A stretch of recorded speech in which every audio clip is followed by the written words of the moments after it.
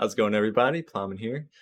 Today is recovery day, and I want to educate everyone about how to not only recover but keep themselves safe and avoid injuries like the one you're seeing right here. This is a humeral fracture of a 22-year-old arm wrestler pushing himself past the limit. So, a common occurrence in arm wrestling injuries, and this is an extreme case too, is breaking your arm. So when you got your arm in this position, you're arm wrestling, but it starts getting pushed to the side, it's no longer in line with your shoulder, right? You're putting a lot of torsion in your arm. And if you're not used to it, if you're not a professional and you don't have the experience, this is the end result. And we want to avoid things like this, especially if this is going to be an everyday sport that you're going to do. You want to keep the longevity of the sport for yourself and your body as well. But before we go, I want to go into a few fun facts about arm wrestling, right? So real quick, so kind of cool. Arm wrestling, way back in Egypt times, thousands of years ago, people have been doing this on the table, on the playgrounds, anywhere they can, probably to settle a score, settle a bet, hang, entertainment, who knows.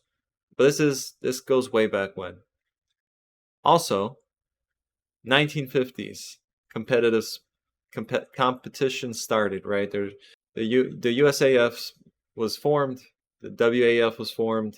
This is when the real big deal started, right? So arm wrestling is a very niche sport. It's starting to get more popular actually because of influencers like on YouTube and just some really big names in the industry.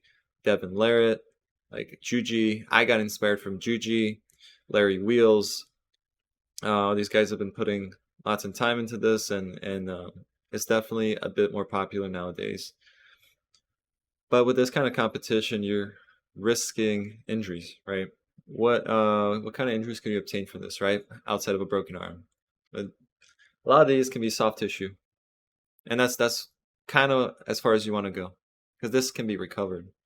So it goes in stages, right? So there's minor, there's severe, there's treatment, but then there's bone fractures. So you want to typically stay in the minor sprains, right? So this is something you feel sore after arm wrestling. Maybe after a day you feel better, right?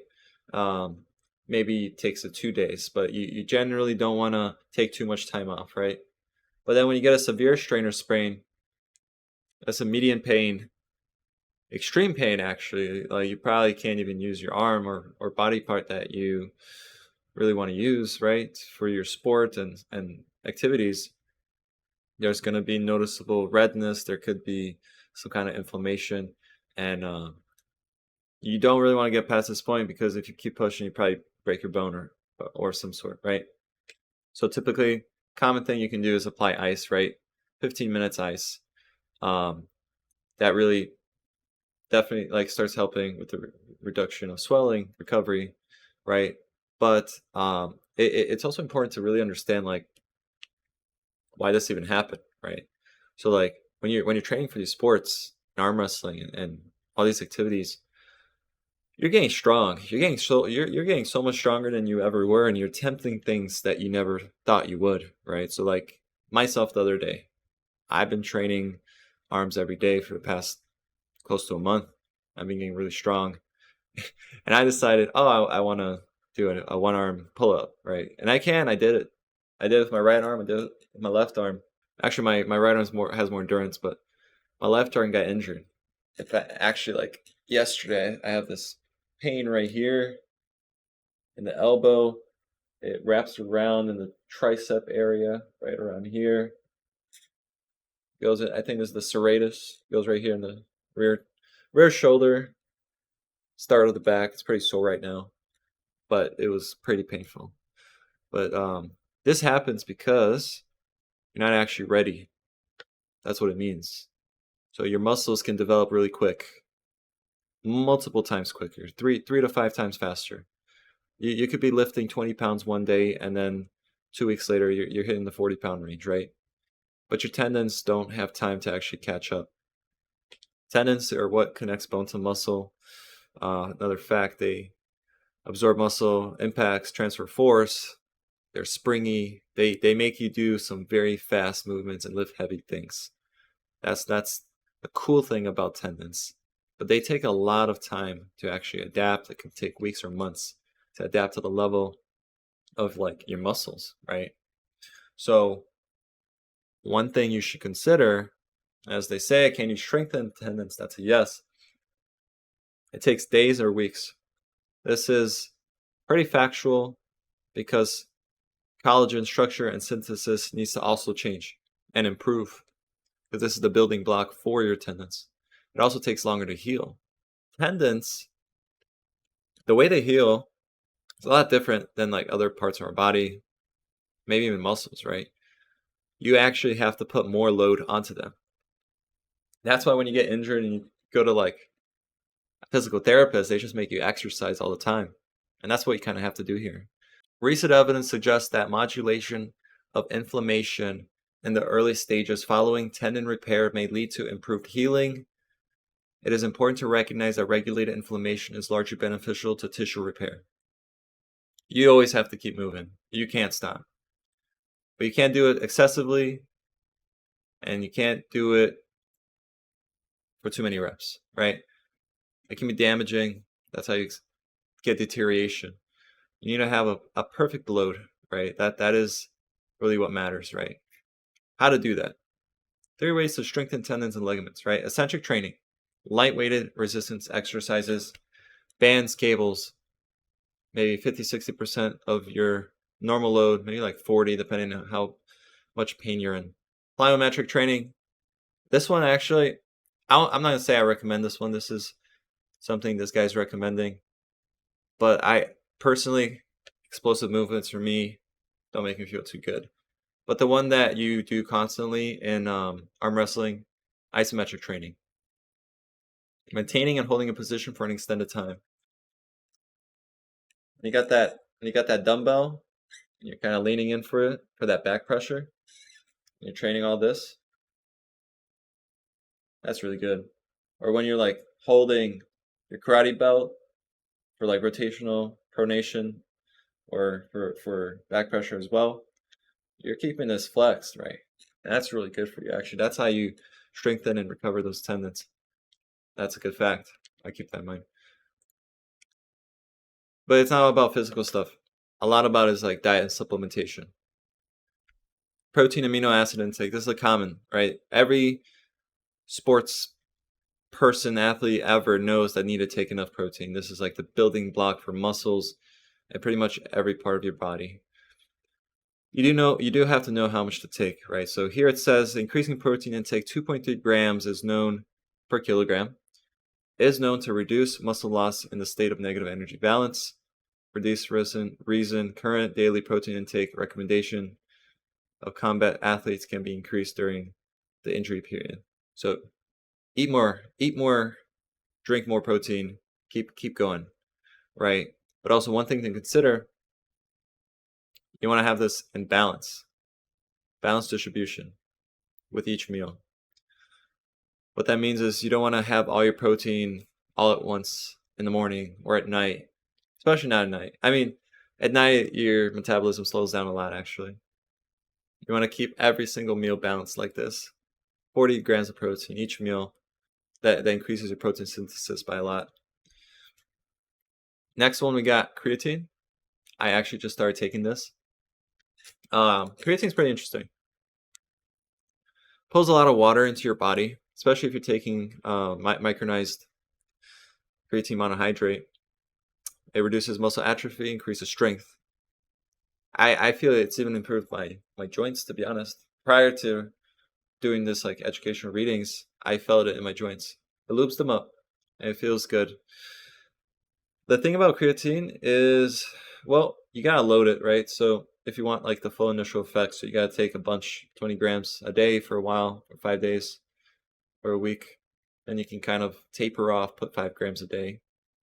I'm taking this kind of like beast creature, I think that's what it's called. It has like 7 different creatines, and they're actually supposedly better for your body and less bloating, less probably water retention, and you have to take less. So I've been taking like 2 grams a day, and it's supposed to have the similar effect.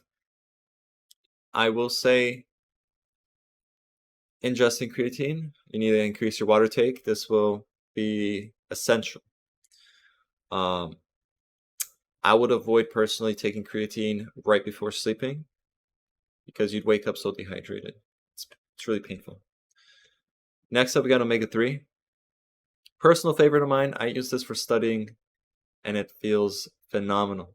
This actually is also really good for alleviated muscle atrophy, to alleviate that if you're going to be immobile. They've been testing it on rats.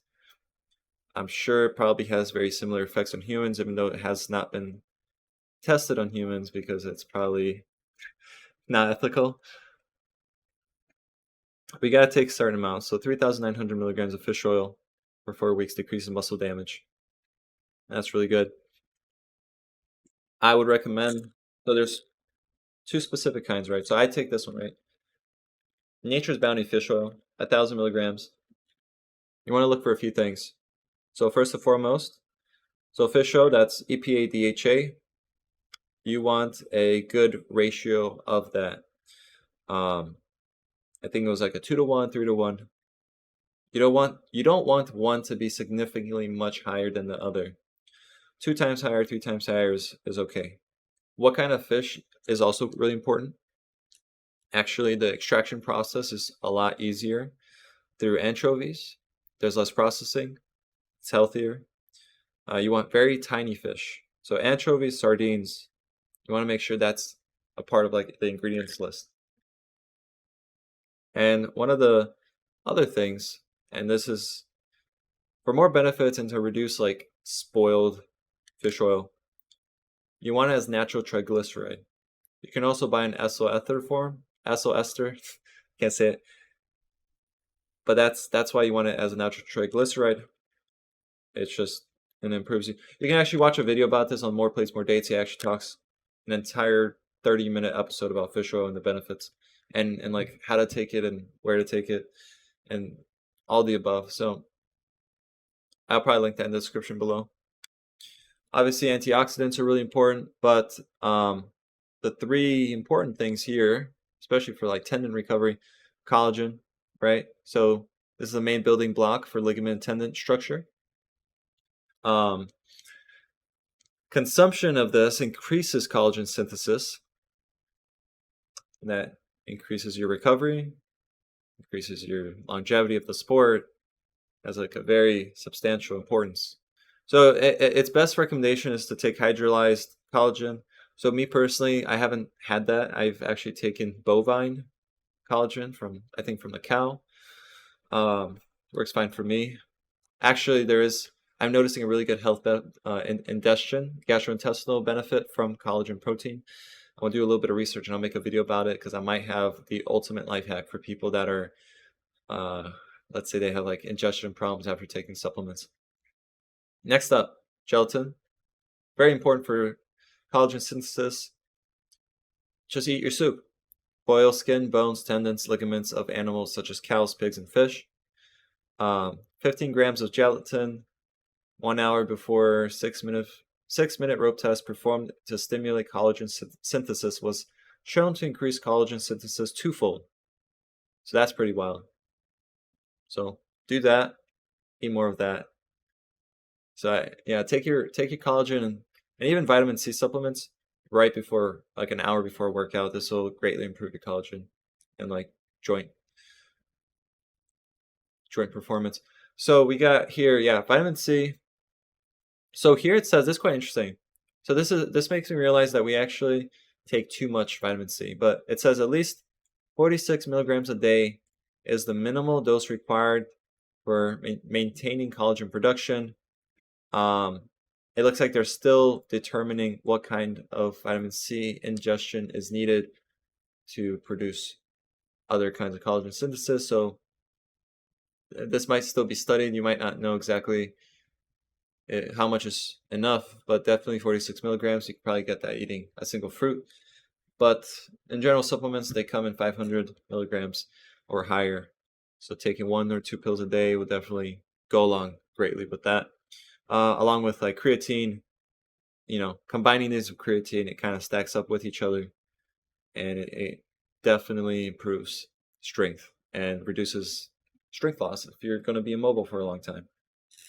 So there's a bit of like what I found, guys. I honestly I appreciate finding these journals from the NCBI, which is an accredited medical journal website where doctors and people write these studies and post them for the world to see.